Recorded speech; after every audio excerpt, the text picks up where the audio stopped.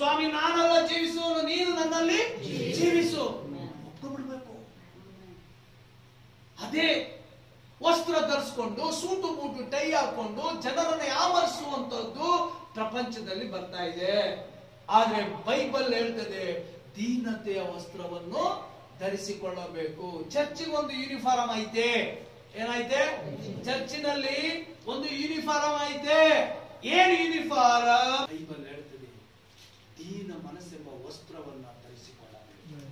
ಇವತ್ತು ನಾನು ಅನೇಕ ಜನರನ್ನ ನಾನು ನೋಡಿದ್ದೇನೆ. ನನ್ನ ಪ್ರಿಯರೇ, ಅಹಂಕಾರಿಗಳನ್ನು ಯಾರು ಎದುರಿಸ್ತಾರೆ? ಕಣ್ಣಲ್ಲೇ ಅಹಂಕಾರದ ಆತ್ಮವನ್ನ ನನ್ನ ಕಣ್ಣಲ್ಲೇ ಗ್ರಹಿಸ್ಬಿಡ್ಬೋದು.